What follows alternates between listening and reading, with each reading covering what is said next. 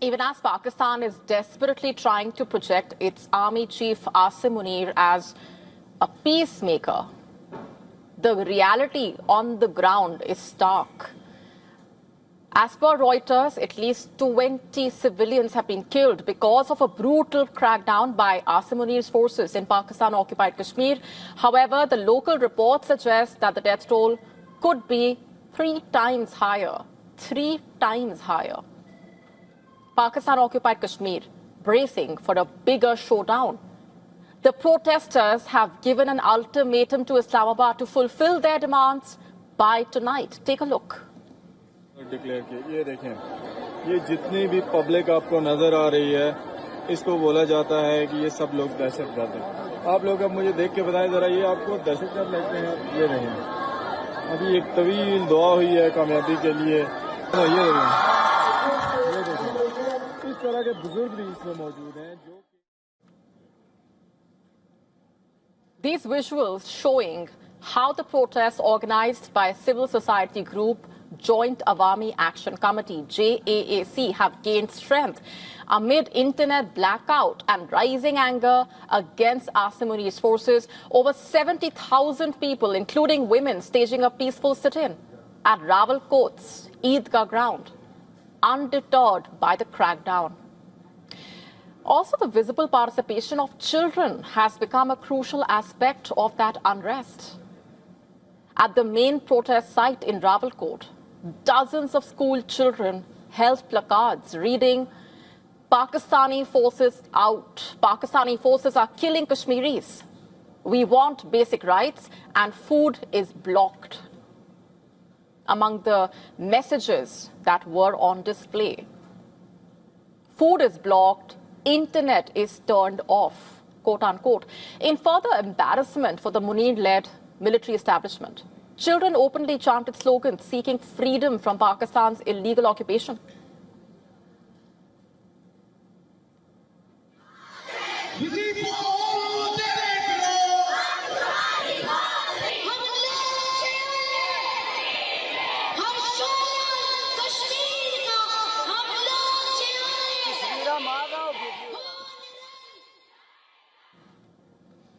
And this sentiment was echoed by hundreds of women marching in another area of PoK as well. They not only demanded independence, but also criticized the Pakistani government and the military as illegal occupiers.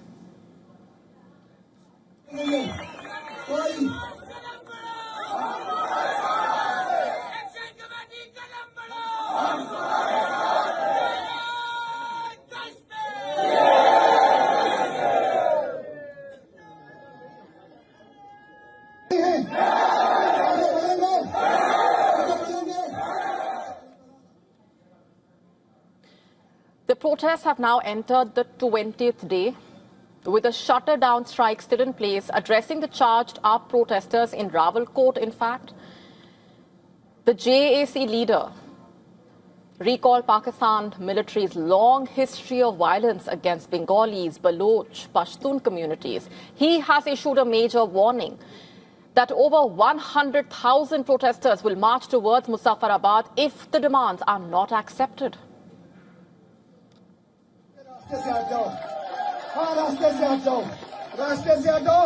रास्ते से हट के हमारे मुतालबात हैं, वो मुतालबात जिन पर क्या लोग हैं, तुमने बंगालियों को मारा है, बलोचियों को मारा झूठ बोल के, पख्तूनों को मारा झूठ बोल के, तुमने यार इस खित्ते के मेहनतकश मजदूरों को मारा झूठ बोल के, क्या समझते हो कश्मीरियों को भी मारोगे झूठ बोल के? These protests were originally ignited by a ban on the civil society group Joint Awami Action Committee, JAAC, which put forward 38 demands, including the abolition of 12 seats in the so-called Legislative Assembly, which are dominated by Pakistanis. Instead of holding negotiations, Asim Munir resorted to the use of brute force, with police and Pakistan Army personnel opening fire and tear gas at innocent protesters. While the Pakistan government has been trying to downplay the unrest, locals staunchly refuted this narrative and highlighted how the internet shutdown has impacted everyday lives. Listen to this. Connectivity न होने की वजह से बहुत problem है और मैं आपको बताऊं कि मैं 2-3 दफ़ा गड़िया विपुला गया हूं ताकि इजी पैसे से कोई पैसे लेके इजी पैसे में पैसे भी नहीं होते तो जो हमारे एटीएम है इधर चल नहीं रहे तो बहुत बड़ी प्रॉब्लम है। मेरा एटीएम में लास्ट टाइम गया हूं तो वो कैप्चर हो गया है गड़िया विपुला में तो अभी मैं बिल्कुल नहरता हूँ ना मेरे पास चेकबुक है और एटीएम उधर पड़ा हुआ है तो सर बहुत बड़ी प्रॉब्लम है। Asim Munir's crackdown on dissent is not limited to PoK alone. The crackdown is not limited to PoK alone. Balochistan is also under the radar. One of the region's key human rights activists, Mehrang Baloch, was sentenced to life imprisonment in a case involving the death of paramilitary personnel in Gwadar in July 2024, reportedly. Dr. Baloch is the organizer of a human rights group. She has been at the forefront, in fact, of exposing Pakistan's oppression against the Baloch community. The human rights activist has also regularly flagged forced disappearances of people in Balochistan. In recent years, she has gained international acclaim and was also nominated for the 2025 Nobel Peace Prize. Stressing that false cases cannot bury the truth, the organization termed the court verdict an expression of hatred against the Baloch community. Not just that, the outfit has called for a complete shutter-down strike across Balochistan on Wednesday. In PoK, the security situation continues to worsen under Asim Munir's watch. Over the weekend, at least 7 people were killed while 3 others were injured in Banu when explosives planted along the roadside detonated, hitting a passenger van.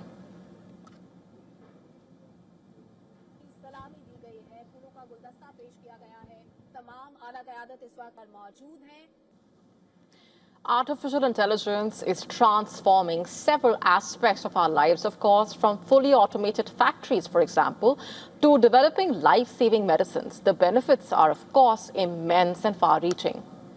But 5 countries have issued an unprecedented warning over how this technology can be misused. Five Eyes, which is basically the alliance of intelligence agencies of the US, the UK, Australia, New Zealand, and Canada, has warned that powerful frontier AI models capable of devastating cyber attacks on governments and businesses are merely months away. Just months away, according to it, stressing that AI lowers barriers for malicious actors and increases speed and complexity of attacks. This alliance has called for urgent action and preparedness to adapt and withstand evolving threats. According to Five Eyes, this would basically help build confidence with the customers as well as investors.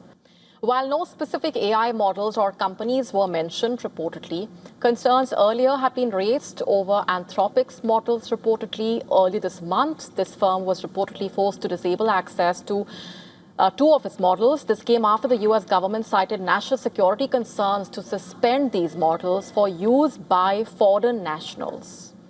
As per a report, a security evaluation found that Mythos was able to break into almost all classified systems reportedly belonging to America's National Security Agency. That's not all. In May, Google warned that AI helped hackers create one of the most dangerous forms of cyber attacks ever seen. It detected an AI-assisted zero-day exploit. In cybersecurity, a zero-day basically is among the most feared types of attacks because it targets a software flaw that developers do not yet know exists. Imagine that. While the intelligence agencies have suggested practical measures like limiting who can access critical systems, addressing legacy systems, and preparing for incidents before they happen, the threat of AI falling into wrong hands remains a distinct possibility. The debate is also now shifting from AI innovation to control as governments race to balance technological progress with security risks.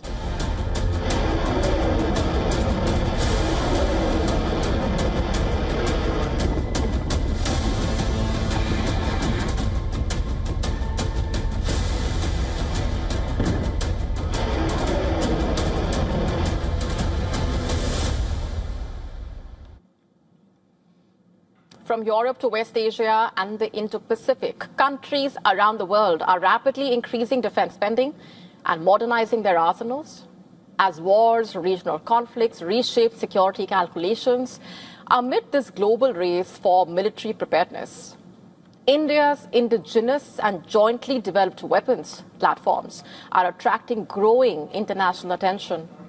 According to a Reuters report, India is now in talks with the UAE to sell some of its flagship defense systems, including the supersonic BrahMos cruise missile and the indigenous Akash-Tir air defense system. As per Reuters, the discussions are still at an initial stage, but are moving quickly. The UAE is reviewing military procurement options, reportedly after coming under heavy attack from Iran during the war in West Asia, and is looking to strengthen its ability to respond to future threats. Abu Dhabi is also keen to secure the Strait of Hormuz, a vital route for its energy exports. The UAE has shown interest in the BrahMos missiles for over a decade, including in 2014 and 2024. In fact, BrahMos, jointly developed by India and Russia, is among the world's fastest cruise missiles. It can be launched from land, sea, air platforms and travels at nearly Mach 2.8. The missile has a range of up to 290 kilometers and maintains supersonic speed throughout its flight, reducing engagement time and making interception extremely difficult. Operating on the fire and forget principle, basically, BrahMos can adopt multiple flight paths, fly at altitudes as high as 15 kilometers, and also descend to as low as 5 meters in its terminal phase. It can carry a conventional warhead of up to 200 kilograms.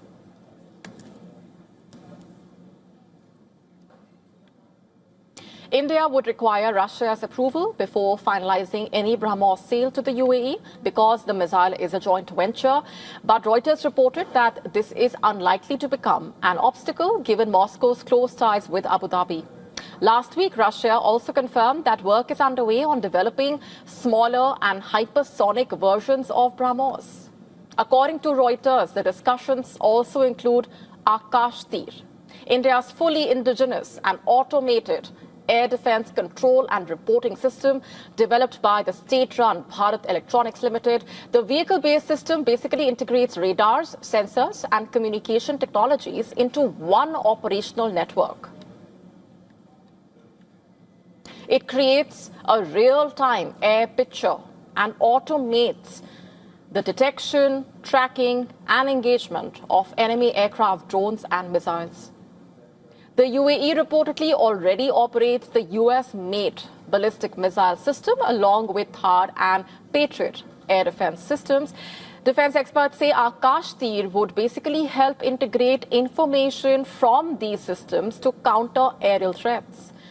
Buyer interest in BrahMos has surged since last year's 4-day India-Pakistan war, when India used the missile in combat for the first time. Since then, India has signed BrahMos deals with Vietnam and Indonesia and has received interest from Thailand, South Africa, Brazil and Chile.